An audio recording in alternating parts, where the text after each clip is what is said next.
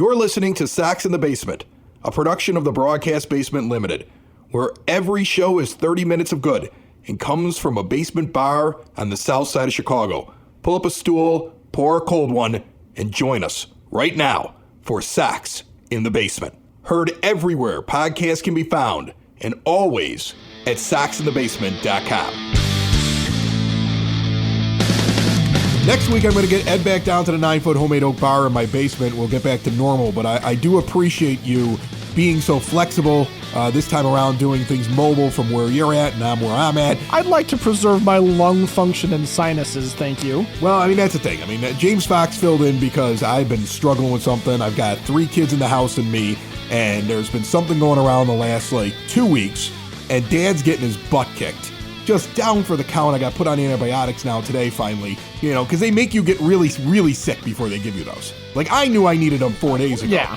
You got to get really, really sick until the doctor goes, all right, fine, I'll give them to you. If you're in Europe, you can just go to the corner store and pick up antibiotics, right? If I were in Italy, I would have been like, yep, seems like an upper respiratory infection. I'm just going to go up the street and pick up some antibiotics and a big loaf of bread. That's what I would have done. Well, in Italy, don't they just hand you a giant crusty loaf of bread with everything anyway? Right? Yeah, Isn't that the whole deal? Anyway, really exciting stuff going on. I'm glad that you had James Fox on to talk about the 40-man roster for the White Sox, because then we see all these additions. Aaron Bummer gets dealt. One guy goes away, and Chris Getz brings back 1/8 of his 40-man roster, essentially. He goes 1 for 5 in a deal, and I want to break down this deal because I find it fascinating. I find the comments the day after by Getz fascinating. I think it's really setting up for something I was hoping was going to happen this offseason. I think the naysayers are always going to naysay, but I continue to take a positive look at this team in this episode of Sox in the Basement, and every episode of Sox in the Basement brought to you by Cork and Carry at the Park, the official home of the podcast for fans, by fans. Sox in the Basement, 33rd and Princeton, in the shadow of the ballpark. 2 for 1 on Tuesdays. Go see Gino at the bar. 2 for 1 burgers, the award-winning burgers. They are your home base for White Sox pregame, postgame, and viewing parties. And here during the offseason, stop in there for the weekly specials all through this weekend. Still the $4 half-acre Daisy Cutter cans, the $2 Bud Light cans, the $12 comfort food platters, the meatloaf, the fried chicken dinners, the featured bourbon, whiskey soldier. So get on over there, and don't forget about the location at 106th and Western, the traditional Irish bar that started it all in the Beverly neighborhood. Cork and Carry. See more at corkandcarry.com. But Aaron Bummer goes away, and my father is so happy. Yeah, I imagine he is. Old men hated Aaron Bummer. I didn't like Aaron Bummer that much. Young men hated Aaron Bummer. There's a lot of people who didn't want to see. Look, nothing against Aaron Bummer's stuff, right? That was the thing. His stuff is ridiculously comical to look at because he does cartoon things with the ball. The problem with Aaron Bummer is always going to be he either is going to be effectively wild and strike guys out, or he is going to have to be a guy who pitches to contact, which means your defense has to be really, really good behind him because the ball's going to do weird things off the bat for him. You're going to have weird soft liners. You're going to have pop-ups. You're going to have ground balls that move on you. So he's just not what the White Sox always sold him as, which is a guy that's going to come in and just lock down a team no matter what. He's a guy, he couldn't do that because his biggest problem is, my quick scouting report on Aaron Bummer the last couple of years, is a pitcher that if you just want to go up there and stand like a statue, more often than not, he's going to throw 4 balls before he throws 3 strikes. Right. If you don't chase, it's hard for him to strike you out the way that he approaches things. He doesn't know where the ball is going. He's like a knuckleballer with spin because he just doesn't know where it's going the way that you would listen to, say, Charlie Huff back in the day talk about not knowing where the knuckleball is headed. Bummer doesn't know where he's throwing it. He just knows that how to put the spin on it. He knows how to do it. And the Braves, for their part, they look at it and they go, we're building up the left side of our bullpen because that division has guys like Bryce Harper in it that they need to compete with, right? They need to be able to get that guy out. They need to be able to hit all these left-handed batters, these wonderful left-handed batters that are in the NL East. And so they're looking at this like, this guy could be a huge part for us. What he's not going to be for the Braves is what we were sold on Bummer as being like a potential closer. He's not going to do that. No. Which makes this deal all the more impressive for Chris Getz to do what he did to identify two guys that were getting non-tendered by the Braves that are completely useful to the White Sox, and then three other guys that can definitely have a shot to help them. What I like is his comments the day after, because he described this deal as exactly what it was, and it's something that they needed to go and do. What have we been talking about? There's no depth on this team. You have too many holes, and it's not like too many holes to fill. You've got it's not like you have a ton of money to go and fix it, and you want to change your team. What he's doing, what Getz is doing, is what I would do. I hate saying this too, because again, I will say it over and over again. He was not my choice. But if this is the guy we're going to have, I'm trying to look at the positives. In the building for 7 years, but not actually able to make these decisions. Knows an awful lot about what he's got in terms of his minor league system because he was in charge of it. Understands that he doesn't have a lot of depth. Understands who the owner is. Understands how crazy the inside of that building is. I'm looking at the White Sox story about how Jason Benetti was insulted by Brooks Boyer. And that might be one of the reasons why he left that the Sun-Times put out. I mean, there's always oddities and weirdities in there, and he's already used to it. But what he does is he, understanding all of that, says, first thing I'm going to do is I'm going to clean out some garbage. The stuff I can control, I will control. So I'm going to move on from a bunch of people that were Kenny's boys and Rick's boys. I'm going to start bringing in boys that are mine, people I trust. I'm going to bring in some people that are highly recommended that have had success in other places. And I'm going to start establishing this is what we want White Sox baseball to be. I'm with this manager over here that's got 2 years on his deal that I'm not opposed to having around, but unless he does something great this year or I start to feel good about him, I can always replace him at the end of 2024. That's not a big deal. And so let's focus on what we can focus on. And what's the easiest thing to fix when you go out and start adding players? You can fix the pitching depth and you can get defense, because defense is cheaper than home runs. Right. And pitching and defense wins championships in the end. Like, you need pitching and defense for when the bats aren't working. I'm not saying you could be a 220 hitting team and win a World Series, but they are very important things, and they are the cheapest things, defense especially. Defense is so cheap to go get and add to your team. And if he thought to himself, I need a base, this is the kind of move that gives him a base. And that's exactly what he described it as. This was a move where he moved on from a relief pitcher and established a base. Two middle infielders, very good defensively, one of which will be starting in the middle infield, I would imagine, unless something comes along that's better. But Nicky Lopez is Elvis Andrus, but younger, and may still have a really good year in front of him. We saw him hit 277 once he got to the Braves last year, and we saw him have a season where he hit 300 just a few years ago, and he's still in his 20s.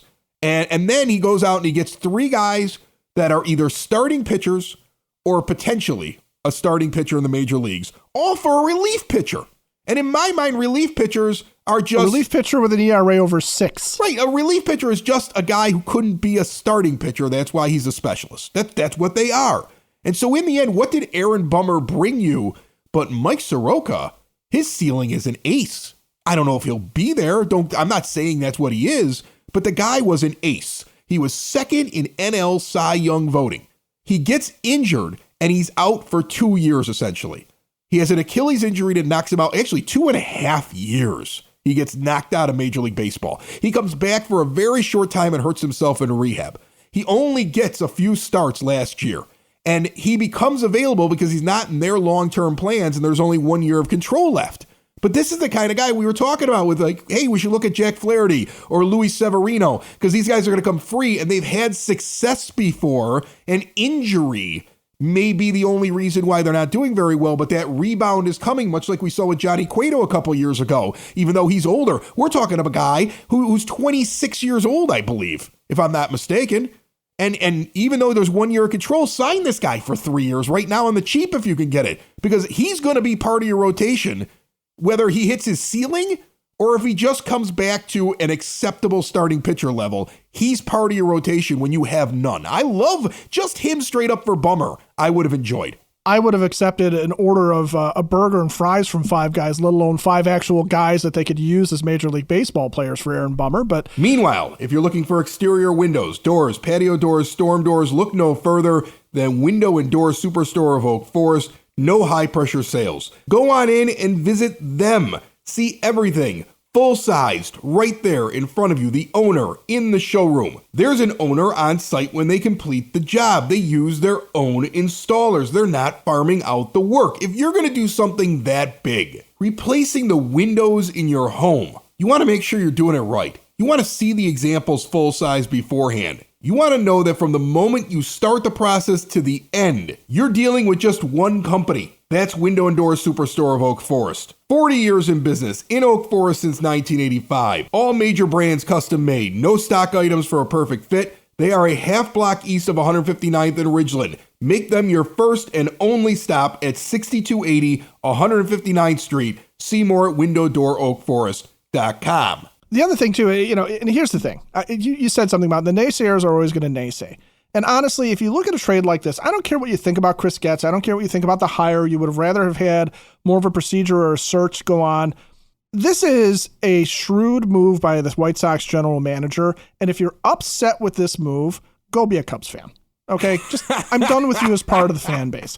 Just because this is intelligence on Chris Getz's part. Soroka and Lopez were going to be DFA'd because from a cost standpoint, they felt like Vaughn Grissom, who is one of their top prospects, was going to be better served as the guy that they work into the middle of the field and to back up Austin Riley and move him around and get him at bats. Not Nicky Lopez. Lopez was a patch job last year when they had injuries. Soroka, they have a contending rotation already, and they've got guys that are in the wings waiting, and they probably want to go with another veteran starter. The Braves don't have time to figure out if Mike Soroka can rebound. And now here's the thing. They're not going to waste on a guy when they have so much pitching, a contract now. So what happens if he pitches well? He just goes in the free agency. They're not in the same position as the White Sox. They have depth and they have stars and they're at a different level. But for what the White Sox are doing right now, he makes an awful lot of sense. And look at what he did last year, coming off of the injury, coming off of a 2.5-year break, okay? He didn't finish the season. He did have some arm soreness at the end of the year. It was just inflammation. It's just kind of normal pitcher stuff, right? The dude's arm kind of wore out because he hadn't used it in a couple of years. His velocity was up from prior years. But in the minors, down on the farm before he got into the rotation or around when he was in the Braves rotation, he had a whip of 1.069. That is up there with what he was doing in the minors before he came up and before he had his major league debut where he was a Cy Young candidate. He had a greater strikeouts per nine than he did in his best season with the Braves in their starting rotation. It carried over even into the major leagues where his 8.1 Ks per nine was still pretty good. He kept his walks low. He was getting hit a little bit. And that was, and really you're talking about a guy who hasn't been there, who's now also, for Soroka, think about this too, last year mentally, they're in a pennant race. He's got to try and regain. He was the ace of the staff a couple of years ago. He's trying to regain that. You can't tell me that Mike Soroka comes in here, and especially if Chris Getz can give him some guaranteed money right off the bat, give him a couple of years and say, look, rehab, figure it out. We're going to contend eventually. We want you to be a part of this thing. Stick around, buddy. Let's find out what you got. He does not have to have any pressure on him. He could just relearn how to pitch and bring himself back. And he is, like you said, he was an ace-level guy before the Achilles injury. He could get back to 80% of that. He's at least a number 2 or 3. He was 21 at that point. That's the thing I want people to compare to. I want to compare Mike Soroka's best season to Dylan Cease's best season. Because at 21 years old in 2019, before he gets himself hurt very early in the shortened 2020 season, and then he misses all of 21, he misses essentially all of 22 because he tries to come back and he hurts himself almost right away in the minor leagues while he's rehabbing. And then in 23, he gets 17 games down in the minor leagues and he's up for about 7 games in the majors, right? Because he's still coming out of his injury. You can't expect the guy after all that time off. Like he's just going to come walking in and be the same guy. But he's going to next year be 26 years old. Meanwhile, Dylan Cease is going to be 28 years old next year, all right? His best season, Cease, 184 innings pitched. Soroka, 174 innings pitched in his big season that he had. Dylan Cease had a FIP of 3.10. Soroka was a 3.45. Dylan Cease is a 1.109 whip, and Mike Soroka is a 1.11 whip. They're very, very similar. And meanwhile, Soroka is younger, and he's going to be cheaper if you go and knock on his door right now while he's still trying to figure out what he is.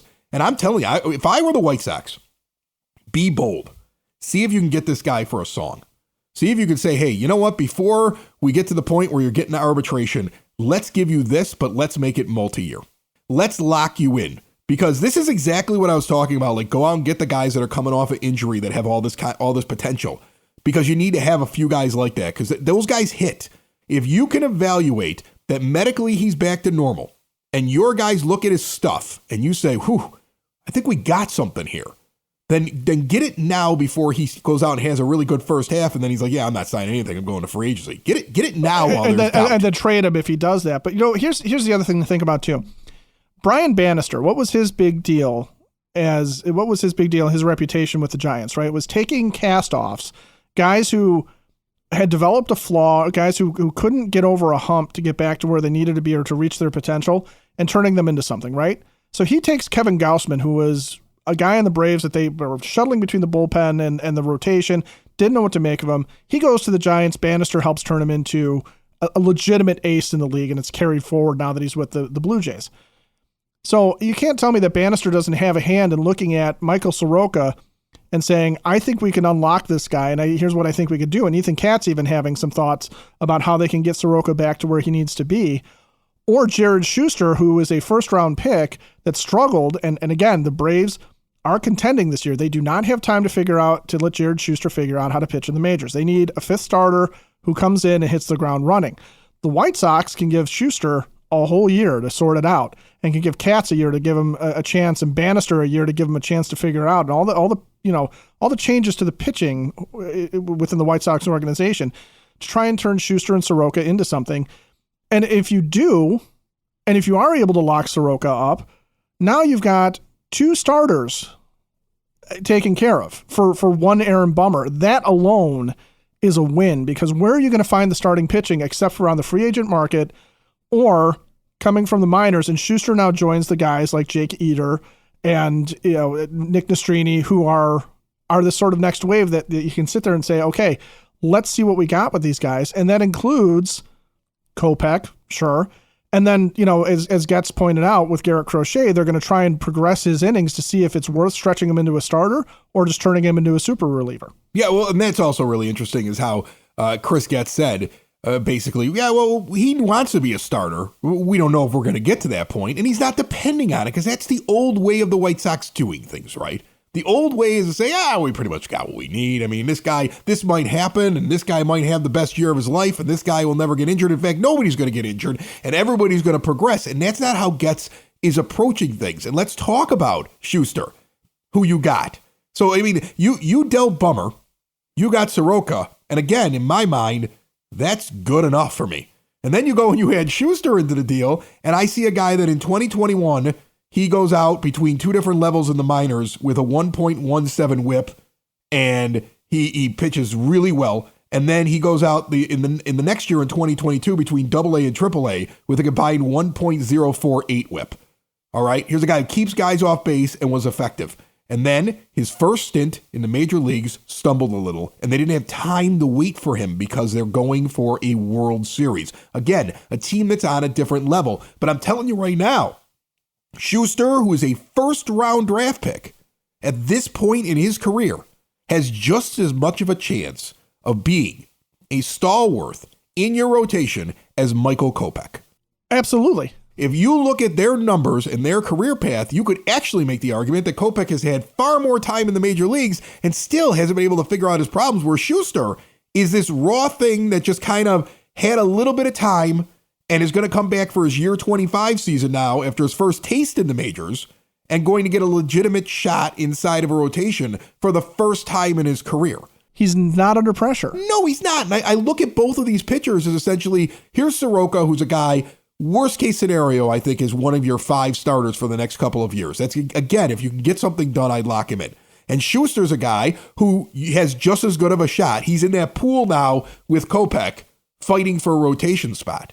And if it doesn't work out, he can go into your bullpen just as much as Kopech can go into your bullpen, because that's what the good teams do. They go and get a bunch of starting pitchers, and the guys that don't work out end up in the bullpen. Instead of spending $45-50 million on a bullpen when you don't have anything else around it, and then you're just wasting your money, and you go out and you lose 101 games. So, I mean, like, that's what the good teams do, and that's just 2 guys. Then you get Nicky Lopez, and he solves your Elvis Andrus problem. He's going to give you defense up the middle. He's young. He's still got a little bit of potential. He may still have one of his better seasons this year. He may not. He may go out and hit 240 but play good defense. And that's going to be good enough because, as I said, you're building a bridge to Colson Montgomery. Now you're doing it with Nicky Lopez. And you've saved money. So that money from Hendricks and from Anderson is still sitting there if you decide you want to add to your team. And you pick up another guy that's a minor league player that's basically on the cusp, top 15 in the Braves system. And then the final guy is the kid that had a couple of starts in rookie ball or A ball or whatever like that from the University of Illinois, whose whip was a .69, and he you don't know what he's going to be. And I'm not even going to worry about him. Okay, you don't have to worry about that guy because he's down there. But big fastball, good slider. Okay, so that's a building block for a team to turn him into something. It's 5 guys for a relief pitcher. It's like a trade I would make in a video game.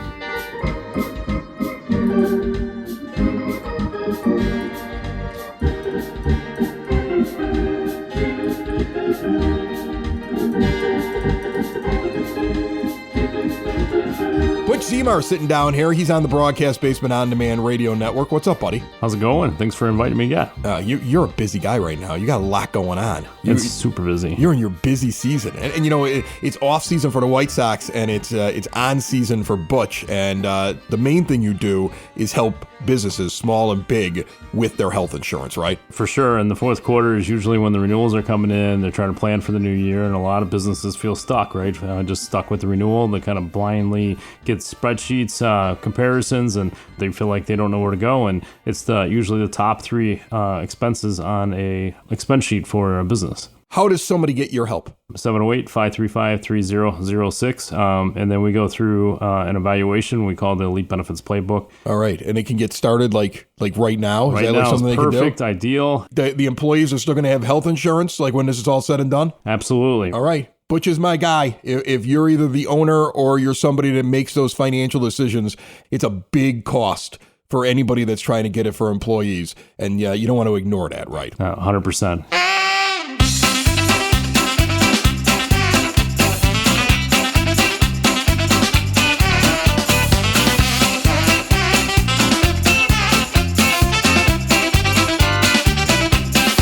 For a deeper dive on the acquisitions of Chris Getz in his first ever trade, we bring in the Sox Nerd, Dave Marin. You know him. He has all the tidbits. He also runs the scoreboard at the rate where he puts up all these interesting little nuggets, and he joins us every week here on Sox in the Basement, brought to you by the Village of Lamont. Want to experience a downtown with real history, great eats and drinks, and green spaces filled with adventure?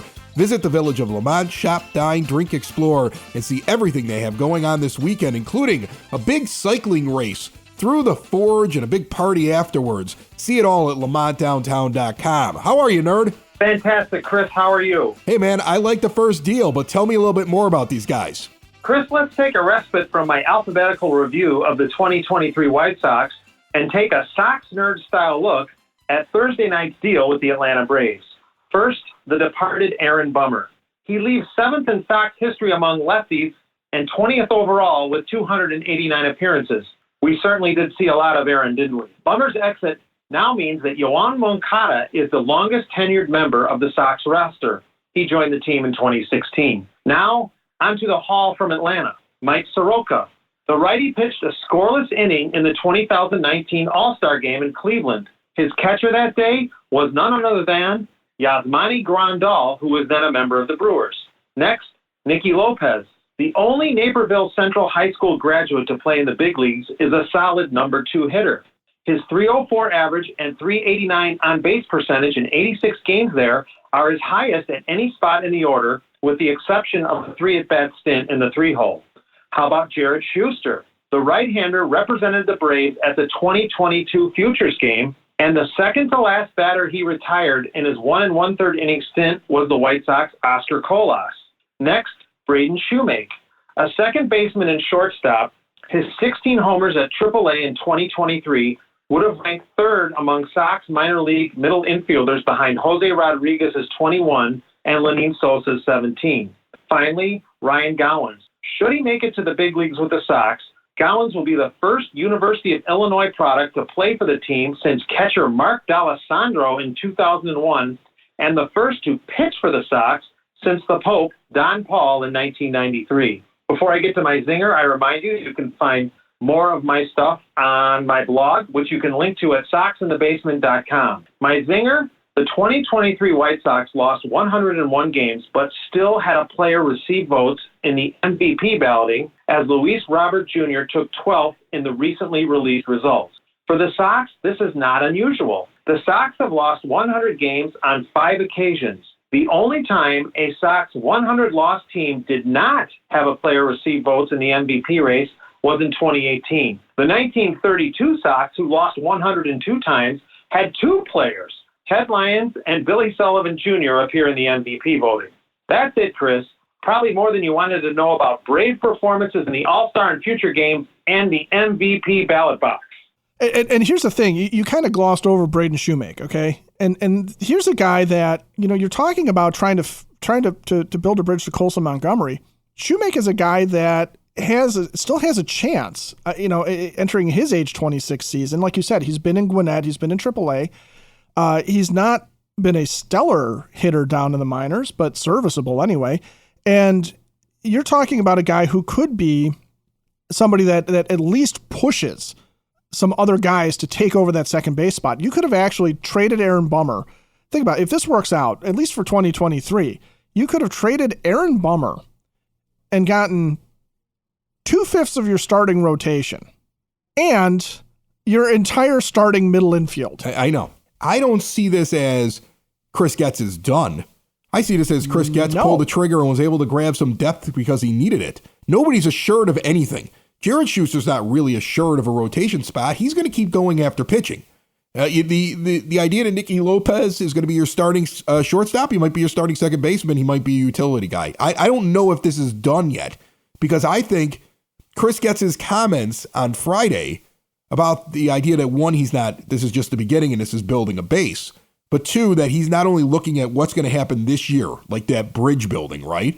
But he's looking for guys that are long-term pieces to his team. And so he is doing what we said you got to do. Start building for 25 here in the 24 offseason.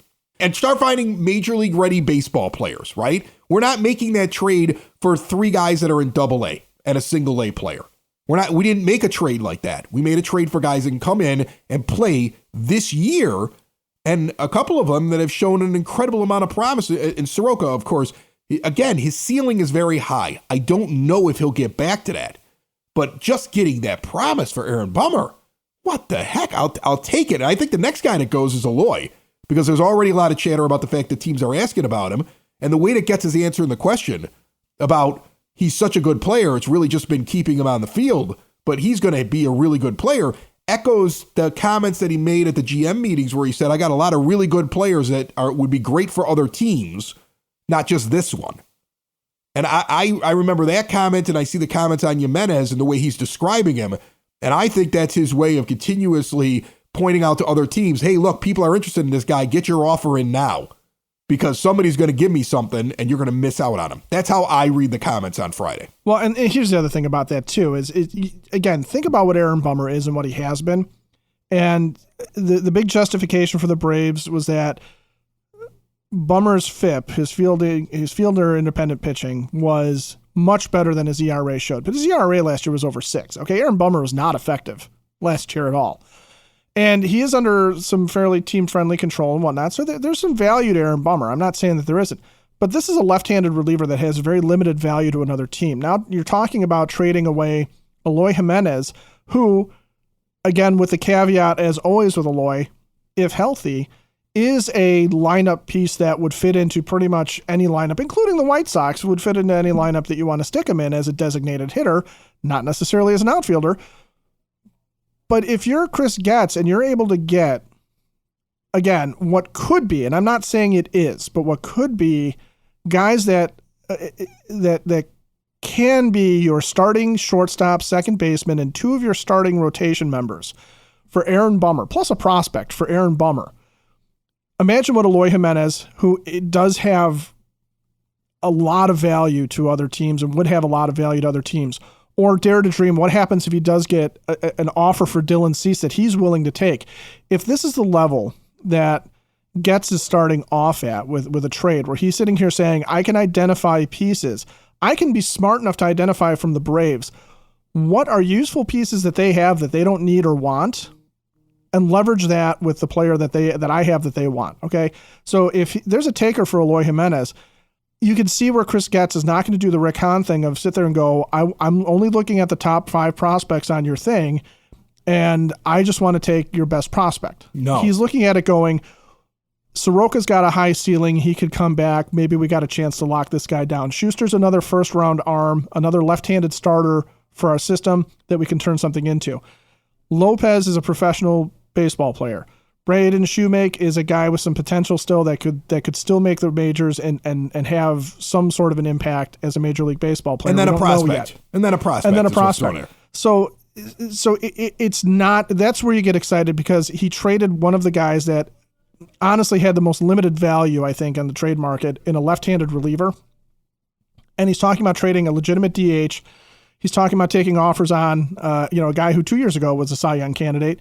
He's looking at anybody and everyone, and I would be excited to see what happens when he does go and trade some of these guys, because you can bet Gavin Sheets is not going to be on this team because the premium on defense is way too high for Gavin Sheets. Gavin Sheets doesn't fit what the general manager has described as what he wants on his team. As much as Oscar Colas can leave his winter ball and go work out, which gets talked about, like he had 2 paths, he decided to pick the other one, but he's not part of the plan, I don't think, in right field. And guess what? Getz didn't just throw away money. I don't want to see that with, he got rid of Bummer because he's trying to shave salary because we're going into a rebuild.